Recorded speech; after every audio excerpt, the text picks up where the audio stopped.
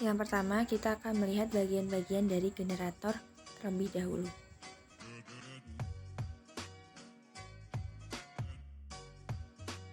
Di sini ada bagian diamnya yang disebut stator.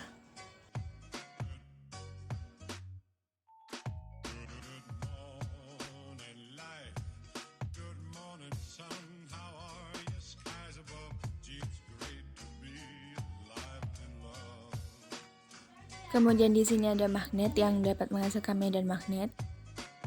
Kemudian ada motornya ini. Kumparannya dapat berupa loop, coil, dan winding.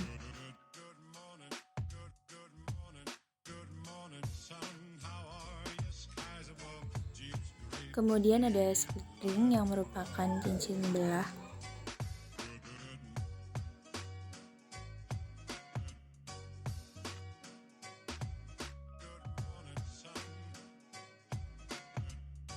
Di antaranya kemudian diberikan sikap karbon yang dapat menyalurkan arus induksi dari split ring tadi ke rangkaian luar. Di sini terdapat galvanometer yang dapat menunjukkan arah arus. Di sini kita ingin arah listriknya selalu konstan.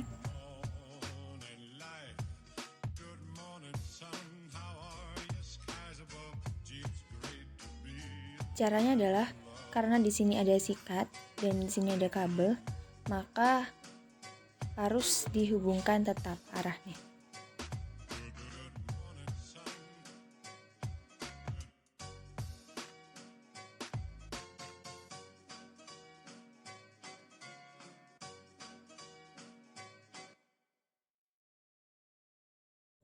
Tapi ketika kumparannya diputar, maka akan terjadi perubahan arah arus dalam kumparan tersebut.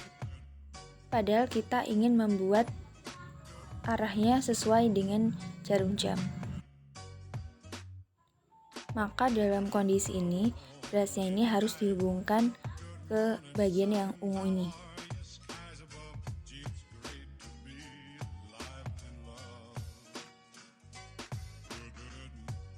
Nah, agar terjadi otomatis, kita berikan split rings di sana.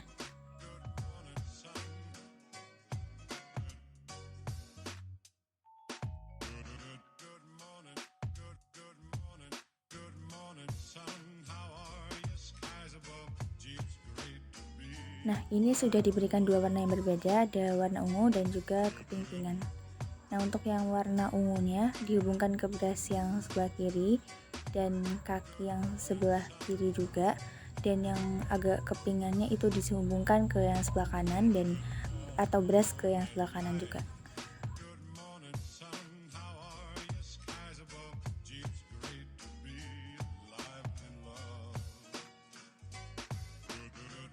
Saat diputar, panah yang berwarna putih-putih itu akan berubah.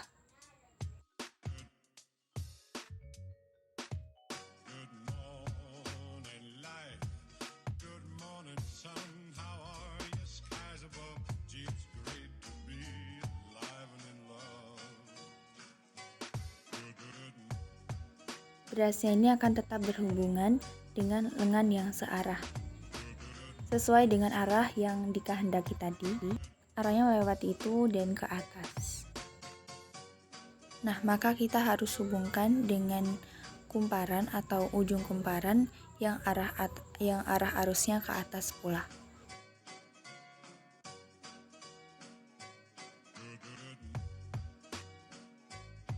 Dengan bantuan split ring tadi, arah arusnya tetap bisa dipertahankan.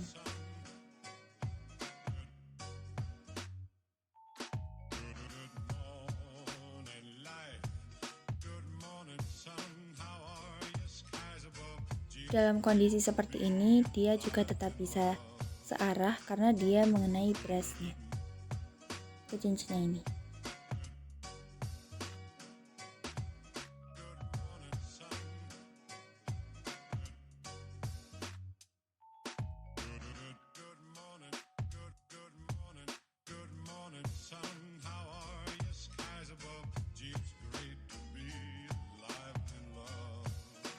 Nah, makanya dinamakan arus searah karena arahnya tetap mengikuti ini. Dengan bantuan cincin belah ini dinamakan komutator.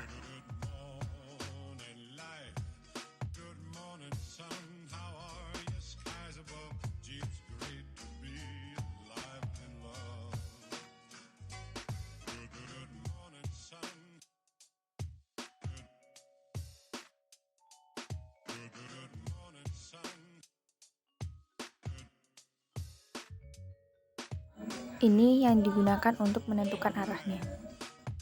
Ini AB, ketika AB bergerak putar naik, kemudian ketika di sini dia bergerak turun. Ini naik, ini turun. Ini contohnya bisa menggunakan jempol yang mengarah pada force, kemudian ada jari telunjuk yang mengarah pada magnetic field-nya, kemudian ada jari tengah yang mengarah pada current atau arusnya.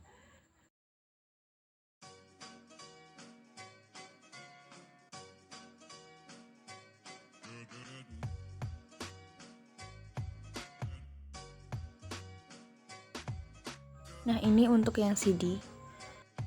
Karena tadi kan bergerak ke bawah, jadi ibu jarinya bergerak ke bawah atau jempolnya ke bawah, dan magnetic field-nya tetap ke kanan.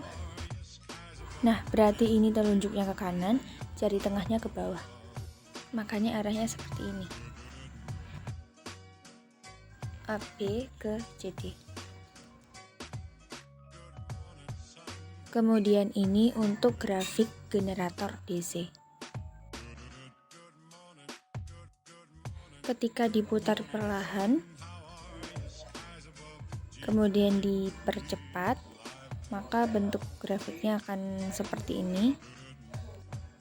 Dia yang bergerak ke 0, kemudian ke ketinggian maksimumnya, dan kembali lagi, seperti seterusnya. Makin cepat, maka grafiknya akan semakin besar. Kemudian ini ketika diputar berlawanan arah jarum jam, sehingga geraknya ada di bawah sumbu X. Sama seperti sebelumnya, bedanya ketika dia dipercepat, dia akan melandai ke bawah. Ketika makin cepat, dia juga akan semakin cepat pula. Setelah membahas tentang DC, kali ini kita akan membahas tentang AC. Sebelumnya kita akan melihat dulu bagian-bagian dari AC. Yang pertama ada armatur. Armatur ini merupakan kumparan yang berbentuk persegi panjang. Kemudian ada alat pemutarnya untuk memutar armaturnya.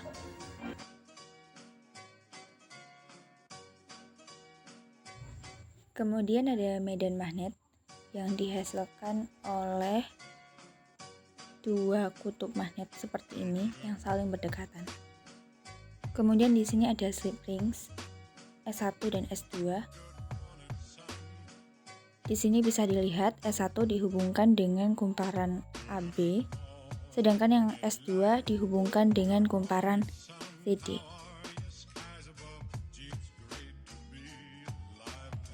Jadi di sini slip rings atau cincinnya dihubungkan dengan kumparannya masing-masing. Kaki yang satu ke S1 dan kaki 2 ke S2.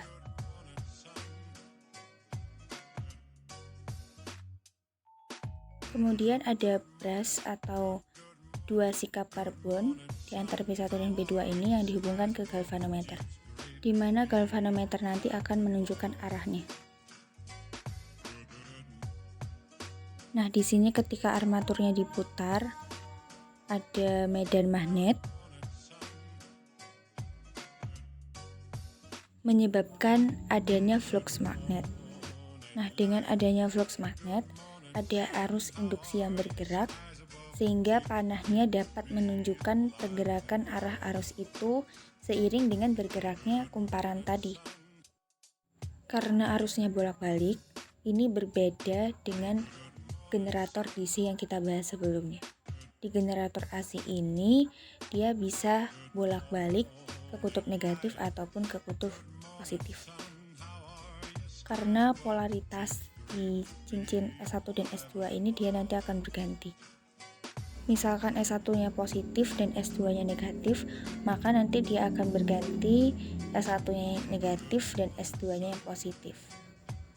Intinya dapat berbalik. Karena hal ini, dia dinamakan alternating current atau arus bolak-balik. Nah, sekarang bagaimana menentukan arah arus induksinya? Di sini posisinya adalah vertikal, AB di atas dan CD di bawah.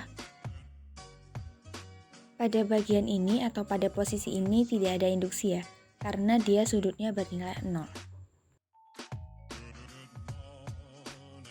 Kemudian berputar searah jarum jam, AB-nya turun, CD-nya naik. Motion of conductor. Ketika CD naik, itu arusnya dari DC ke BA. Sehingga arah arusnya mengalir dari B1 ke B2.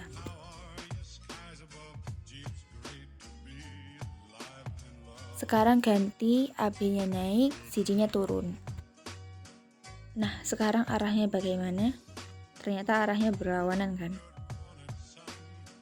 Sehingga AB ke CD. Kalau yang tadi DCBA, sekarang ABCD sehingga mengalir dari B2 ke B1.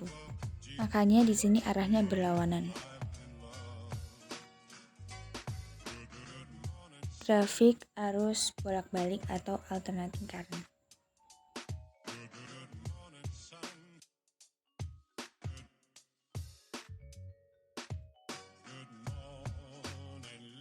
Seperti yang tadi, ketika posisinya vertikal atau T sama dengan 0, maka dia tidak memiliki nilai induksi. Sehingga dikatakan no change in magnetic flux. Dalam artian tidak memiliki perubahan magnetik, dikarenakan posisi awal belum mendapat putaran, sehingga T-nya bernilai 0. Nah, ketika diputar, baru itu muncul. Semakin besar sampai mencapai titik maksimum. Dia maksimum saat kondisi armaturnya tadi horizontal.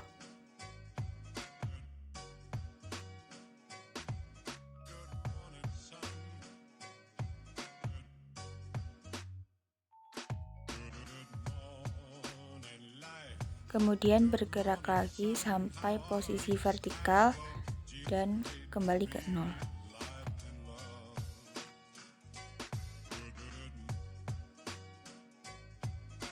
Setelah putaran berikutnya, berbalik arah, galvanometernya arah ke kiri dan grafiknya bernilai negatif. Dia akan turun mencapai maksimum titik negatifnya karena di sini posisinya horizontal. Kemudian dia akan naik lagi sampai ke 0, mencapai 1 putaran penuh. Dari 0 kembali lagi ke 0, mencapai 1 putaran penuh. Ini dinamakan grafik sinusoidal atau grafik sinus.